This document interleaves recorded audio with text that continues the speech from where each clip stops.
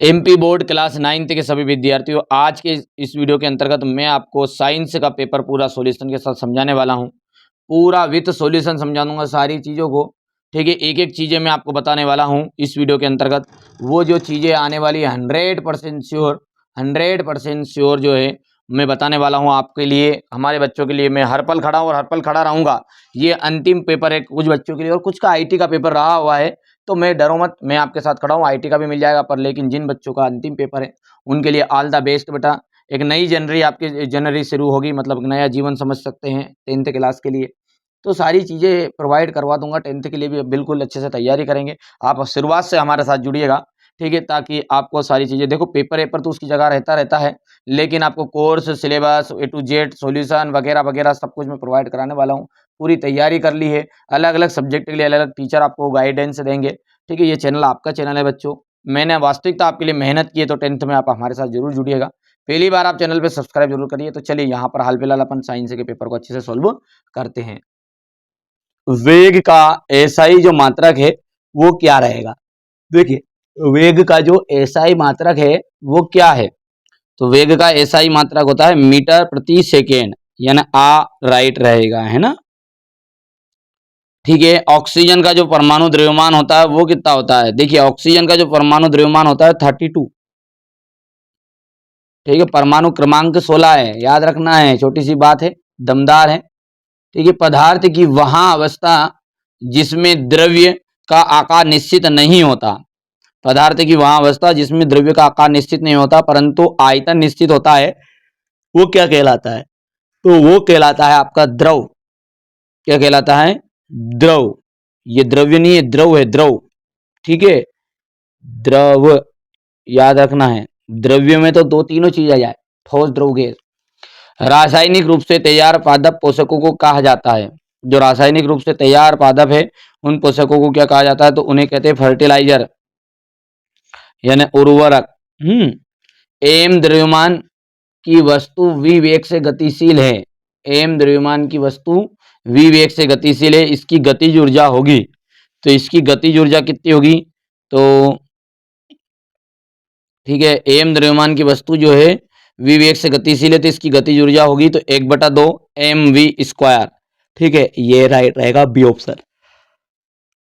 दो या दो से अधिक पदार्थों का समांगी मिश्रण कहलाता है। तो दो या दो से अधिक पदार्थों का जो समांगी मिश्रण है वो कहलाता है आपका विलयन। हो गया। चलिए यहां से अपन देखते हैं, चूज द करेक्ट ऑप्शन है। तो SI unit of velocity is, तो मीटर प्रति सेकेंड। और mass number of oxygen atom is, तो 32। यहां से लिक्विड, फर्टिलाइजर, हो गया 1/2 mv²। और यहां से आपका अंत में आ जाएगा सॉल्यूशन। हो गया। चलिए आगे बढ़े, अगला देखते हैं। यहां पर है हमारे शरीर में गति के लिए कौन सा ऊतक उत्तरदायी है? तो पेशी ऊतक उत्तरदायी है। गति के लिए कौन सा ऊतक उत्तरदायी? तो पेशी ऊतक। सोडियम का जो प्रतीक है वो क्या है? Na है। केल्विन, केल्विन किसका मात्रक है? तो केल्विन है ताप का मात्रक। किसी वस्तु का द्रव्यमान उसके जड़त्व की माप है। किसी वस्तु का जो द्रव्यमान है उसके जड़त्व की माप होता है। कार्य बराबरी पे होता है बल इंटू विस्थापन। केंद्रक की बात करें तो केंद्रक का कोशिका का मस्तिष्क कहा जाता है। मतलब केंद्रक जो है उसको कोशिका का मस्तिष्क कहते हैं अपन। हो गया। यहां से फिलिंग द ब्लैंक्स है। सामान्य मनुष्य का श्रव्यता परास क्या है? तो सामान्य मनुष्य का जो श्रव्यता परास है वो कितना रहेगा? चलिए तो इसमें आ जाएगा बेटा, देखो ये एक वाक्य वाला क्वेश्चन है और ये 100% आएगा ही आएगा। 20 हर्ट्ज से 20,000, ठीक है, 20,000 हर्ट्ज तक। ठीक है, भारत एक धर्मनिरपेक्ष राज्य नहीं है भैया, गलत बात है। भारत एक धर्मनिरपेक्ष राज्य ही है, याद रखना बेटा, इसको जरूर जरूर करके जाना है। बांगर, बांगर जो है पुरानी जलोढ़ मृदा होती है, तो बांगर जो होती है वो बंगाल का जो अकाल है वो गेहूं की कमी के कारण हुआ था भैया। गेहूं की कमी के कारण नहीं हुआ था, चावल की कमी के कारण हुआ था, इसलिए ये गलत बात हो गई। यहाँ पर अपन लिख सकते हैं चावल।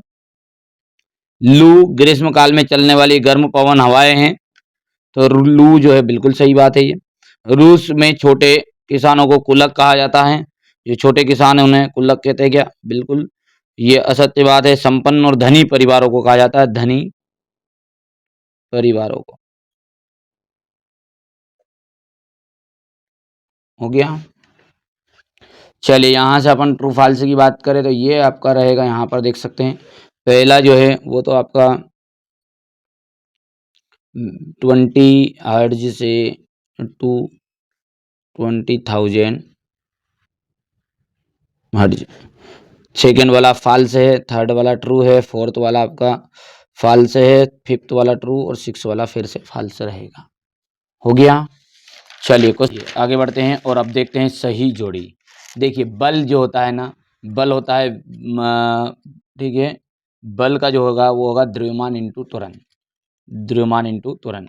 माइक्रोफोन, माइक्रोफोन का जाएगा आपका श्रव्य सहायक युक्ति।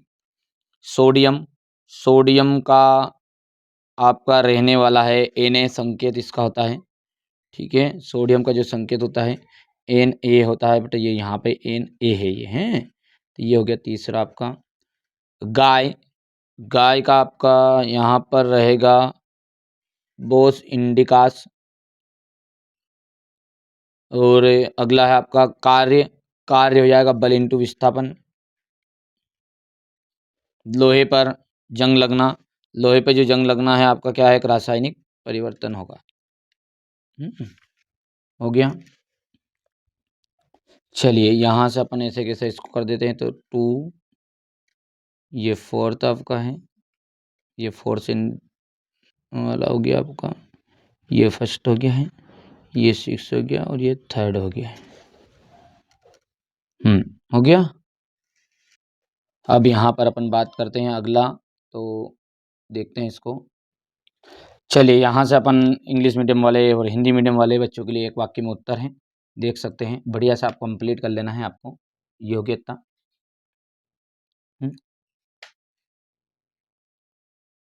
हो गया।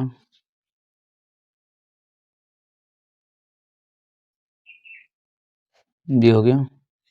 चलिए आगे बढ़ते हैं और क्वेश्चन नंबर 6 को देखते हैं। वाष्पीकरण को परिभाषित करना है, ठीक है। ऊर्ध्वपातन को परिभाषित करिए। द्रव्यमान संख्या किसे कहते हैं, ठीक है। परमाणु संख्या किसे कहते हैं। फ्लो एक के प्रमुख 4 संघटक के कौन कौन से नाम लिखिए। ऊतक की परिभाषा लिखिए, एक उदाहरण देना है आपको। धातु धातु में अंतर देना है, मिश्रण और यौगिक में अंतर देना है आपको।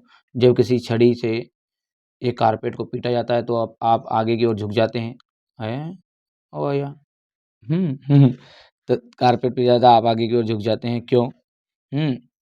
अरे धूल के कण बाहर निकल जाते हैं, ये है वो, हैं? तो धूल के कण बाहर निकल जाते हैं, क्यों? ये अलग है, जब आप गाड़ी अचानक मुड़ती है ना, तो वो है ये वाला लाइन है वो, गलती से ऊपर भी लिखा गई है। क्या लिखोगे इसको, कि जब किसी छड़ी को एक दरी से कारपेट से पीटा जाता है तो धूल के कण बाहर निकल जाते हैं, ये लिखा नहीं, dust particles come out of it. द्रव्यमान संरक्षण का नियम आपको बताना है। हो गया बच्चों। फिर इसके बाद में स्थिर अनुपात का नियम लिखिए। पराध्वनि से संबंधित आवृत्तियों की परास क्या है। सामान्य मानव के कानों के लिए श्रव्यता परास क्या है, ठीक है। दाब को परिभाषित कीजिए, इसका एसआई मात्रक। प्रोनोद किसे कहते हैं, इसका एसआई मात्रक। जंतु कोशिका और पादप कोशिका में अंतर। प्रोकैरियोटिक और यूकैरियोटिक कोशिका में अंतर। फसल चक्रण के कोई दो लाभ लिखिए। पशुपालन के कोई दो लाभ लिखिए। किसी वस्तु की स्थितिज ऊर्जा को परिभाषित कीजिए, किसी वस्तु की गतिज ऊर्जा को परिभाषित करना है। हो गया।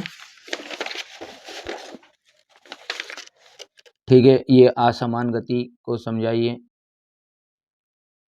असमान गति को समझाना है। किसी वस्तु की चंद्रमा पर इसके भार का 1/6 गुना हो जाता है, क्यों? गुरुत्वाकर्षण का सार्वत्रिक नियम क्या है। संभारिक क्या होते हैं, समस्थानिक क्या होते हैं। पादप कोशिका और कणामन के चित्र बनाइए। आत्मघाती थैली, लाइसोसोम को आत्मघाती थैली क्यों कहते हैं। क्वेश्चन नंबर 21 हो जाएगा ये, ठीक है। हो गया।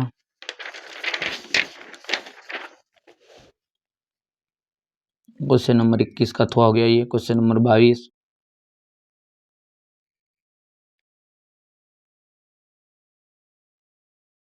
ये हो गया चाल और वेग में अंतर। क्वेश्चन नंबर 23 हो गया भैया, ये इसका थोड़ा यहाँ पर है।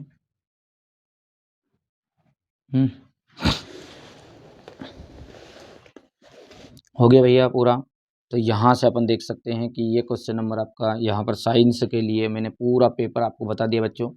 पहली बार आप चैनल पे सब्सक्राइब करना, नोटिफिकेशन ऑन करना, क्योंकि आने वाले समय में यदि 10th क्लास की आप अच्छे से तैयारी करना चाहते हैं, कुछ बच्चों का तो आईटी का बच्चा है, कुछ बच्चों का अंतिम पेपर है, तो बच्चों घबराओ मत।